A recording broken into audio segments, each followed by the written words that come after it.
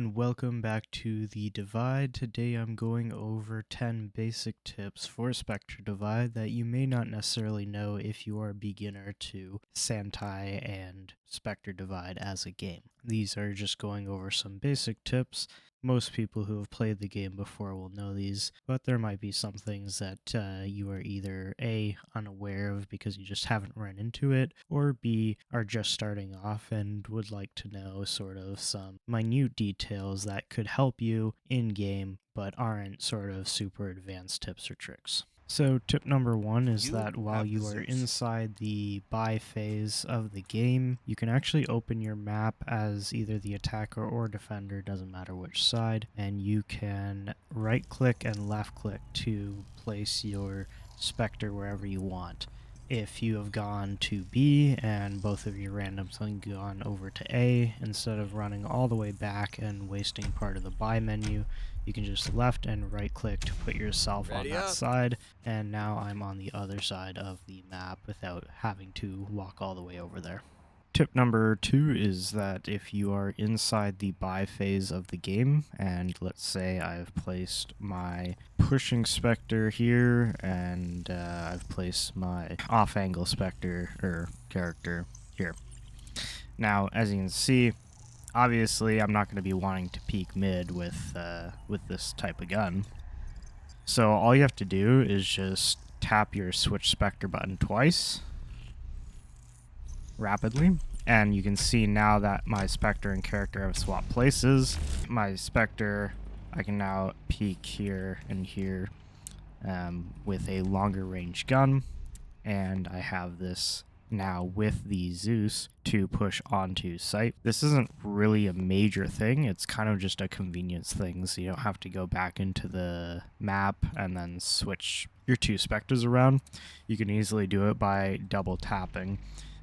But this only works inside of the buy phase. It's not really for mid-game because it won't work mid-game.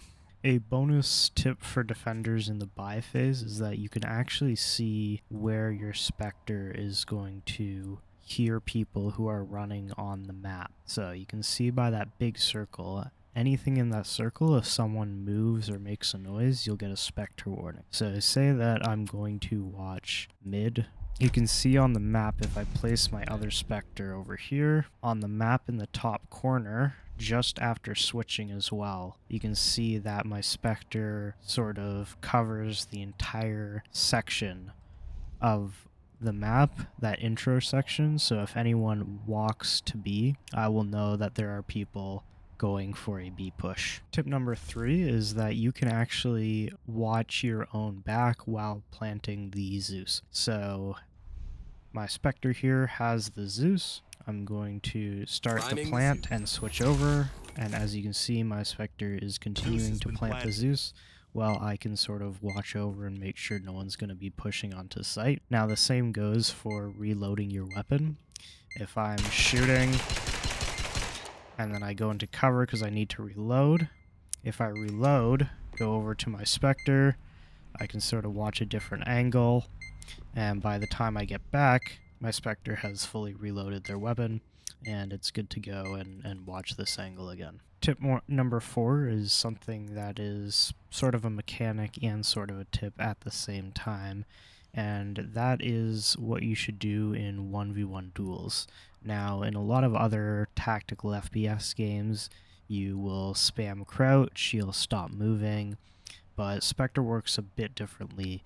As you can see here, when I spam crouch, my crouches will become a lot slower, and eventually it will lock me in a crouch position. Now, if you're in a fight and you're trying to spam crouch to make them not hit you in the face, it's not really going to work too well. The better way of doing it is actually strafing side to side while you're ADS.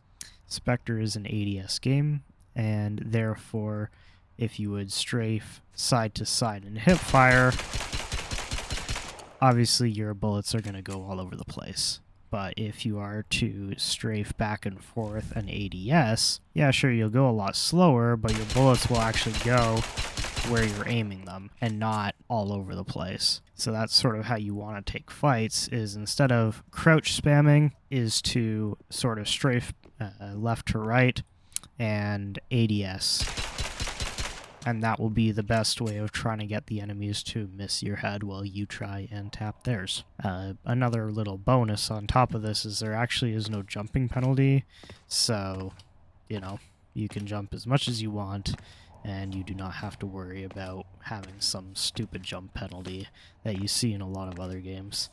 The jump penalty in this game is that your bullets are just going to go way all over the place. Tip number 5, which sort of piggybacks off of tip number 4, is peeking around corners. When peeking around corners, you don't sort of want to slow peek around the corner because someone's going to have their aim trained on that corner, and as soon as you slow peek around that corner ADSing, then they're just going to hit you in the head. The way to do it is fast peek out and then ADS. It'll make yourself go slower, but you'll have that 1, peeker's advantage, and 2, you will hopefully already be past where their crosshair is and already know where they are before they have a chance to readjust and headshot you. Unless they're just really good and they have some mad flicks. Tip number 6, and this is pretty more important if you're playing solo than it is if you're playing with a team. But if you see your teammate die, take a quick look to the map because the last known enemy position will be revealed as a question mark. Now, if you keep looking at the map, you can see that any of your teammates that see an enemy will show up as an arrow on the map, but you don't want to constantly just be looking at the map and surveilling that and just using that for info. So the best way to do it that I have found is just by, if your teammate dies, take a quick look on the map and you'll see that, as you can see, as blue dies here, there's a question mark up there.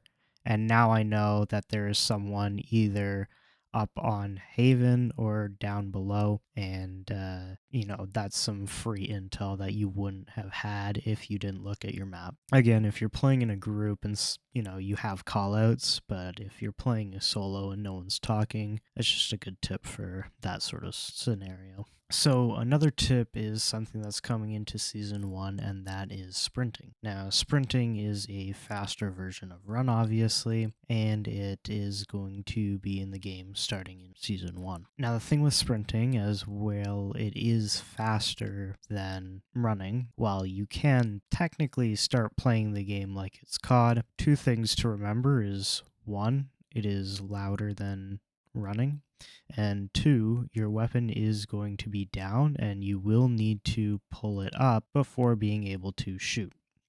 Meaning that if someone is holding an angle and you sprint around that corner, the person holding the angle will have a clear advantage as their weapon is already up and ready to go, where you will still need to bring your weapon up before shooting. So don't use sprinting like it's COD, because it's not going to work like that. Use sprinting as a way to rotate between 2 sites, or try and bamboozle an enemy. But again, it is going to be louder, so they will be able to hear where you're coming from as long as they have headphones on. Tip number 8 is how to use your Spectre's trail to your advantage. For example, let's say that we have an enemy here peeking this way, and my Spectre is over here.